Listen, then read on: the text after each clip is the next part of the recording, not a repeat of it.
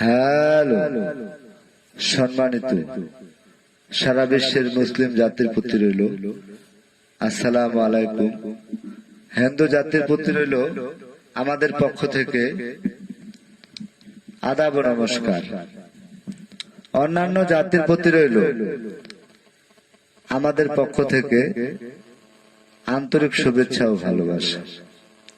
আজকে আমি যে বিষয়টি আপনাদের সামনে তুলে ধরতে যাচ্ছি সেটা হলো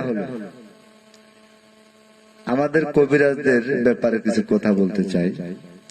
সেটা হলো, ভাই আপনি কবিরাজি বিদ্যা শিখেছেন, কবিরাজি করেন, মানুষের কাছে টাকা পয়সা নেন, কিন্তু এমনটা করিয়েন না যে যেটা হবার নয় সেটাও আপনি করে দিচ্ছেন। এভাবে 1 ঘন্টা 2 ঘন্টা 3 ঘন্টা 12 ঘন্টা 24 ঘন্টার সময় নিয়ে মানুষের কাছ থেকে টাকা হাতিয়ে নিচ্ছেন। এটা কিন্তু একেবারে ঠিক না। দুনিয়াটা একদিনের না। আজকে আপনি জীবিত আছেন, কালকে মারাও যেতে পারেন। আপনি যে একজন মানুষের কাছ থেকে টাকা পয়সা নিচ্ছেন, এই যে টাকা পয়সাগুলো নিয়ে আপনি খাচ্ছেন বা অনেক কিছু করতেছেন, ভোগ করতেছেন, একদিন কিন্তু এই টাকা পয়সার হিসাব ঠিকই আপনাকে দিতে হবে। ইহকালে না দিলেও পরকালে আপনাকে সেই হিসাবটা দিতে হবে। আপনি মৃত্যুর পর একজন ব্যক্তির কিছু টাকা পয়সা খেয়েছেন, সেটা কিন্তু হাসরের ময়দানে আপনাকে ছাড়বে না, আর সেই ব্যক্তি আপনাকে মাফও করবে না। কেননা আপনি তাকে কাজের কথা বলে টাকা নিছেন, তারপরে যতটুকু সম্ভব যেভাবে সম্ভব চিট করেছেন।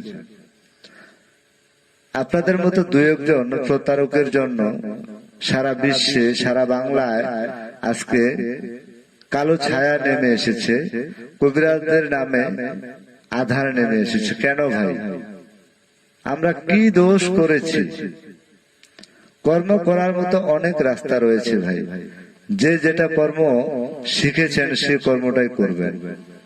অযথা মানুষের কাছ থেকে টাকা পয়সা নিয়ে মিথ্যা কথা বলে, কিরা কসম কেটে, পিরিতের আলাপ করে মজার মজার কথা বলে টাকা নিচ্ছেন, তারপরে এই যে চিট করতেছেন, মোবাইল নাম্বার বন্ধ অথবা ব্ল্যাক লিস্টে অথবা মোবাইলটাই বন্ধ, এটা কিন্তু ঠিক না। আপনি অনেক কবিরাজ তো প্রতারক, সেটা আছে। আমাদের কিছু কবিরাজ আমরা রয়েছি, আমি কিছু কিছু কাজ পারি, কিছু কিছু তদবির বা চিকিৎসা বা যে ভাষায় আপনি বুঝেন না কেন, যেটা পারি সেটা তো করতে পারি। কিন্তু হয়তো দেখা গেল আজকে আমি একটা কাজ পারি না, সে কাস্টমারটা আমার কাছে এসেছে বা আমার বাড়িতে এসেছে বা আমার মোবাইলে কল দিয়ে পরামর্শ করেছে। আমি কিন্তু যেটা আমার দ্বারা সম্ভব না, আমি সরাসরি বলে দিই, ভাই আমি এই কাজটা করতে পারি না বা এটা আমার পক্ষে করা সম্ভব না, আপনি অন্য কোথাও চেষ্টা করেন। তাহলে আমার মনে হয় কাস্টমারটা আপনাকে সম্মান করবে। যদিও আপনি তার কাজ না করেন, তার চোখে আপনি সম্মানের দৃষ্টিতে থাকবেন, আপনাকে সারা জীবন শ্রদ্ধা করবে, সম্মান দিবে। আর এই যে 2000, 4000, 5000 টাকা মানুষের কাছ থেকে নিয়ে আপনি এই যে চিট ব্যবসা করেন, এটা একেবারে ঠিক না। আপনি যে কাজটা পারেন, লিগালে বাস্তবে যে কাজটা পারেন, আপনি সেটার জন্য 10 টাকার জায়গায় কাস্টমারের কাছে যদি 20 টাকাও নিয়ে থাকেন, তারপরেও সেটা মেনে নেওয়া যায়। আমি আপনার কাজ করে দিচ্ছি, 10 টাকার জায়গায় 20 টাকা নিচ্ছি, আপনার ভালো লাগছে, আপনি আমাকে টাকা দিচ্ছেন, সেটা মেনে নেওয়া যায়। কিন্তু এমনটা না যে টাকা পয়সা নিলেন, কোনো কাজই করলেন না, বিভিন্ন রকম কৌশল অবলম্বন করে চিট করলেন। আর এরকম 2-1 জন প্রতারকের জন্য আর 2-1 জন কবিরাজের জন্য সারা বিশ্বের, সারা বাংলার কবিরাজদের নামে আজকে বদনাম। আপনার কাছে আমার অনুরোধ থাকলো, ভাই এই ধরনের চিট ব্যবসা ছেড়ে দেন। আপনি যেটা পারেন সেটাই করেন, যেটা পারেন না সেটা পারি বলে কারোর সাথে কথা দিয়েন না। বেশি কিছু আমি বলতে চাচ্ছি না, কারণ আমি একজন সাধারণ কবিরাজ, ছোট্ট কবিরাজ। কে শুনে আমার কথা? আমার কি মূল্য আছে?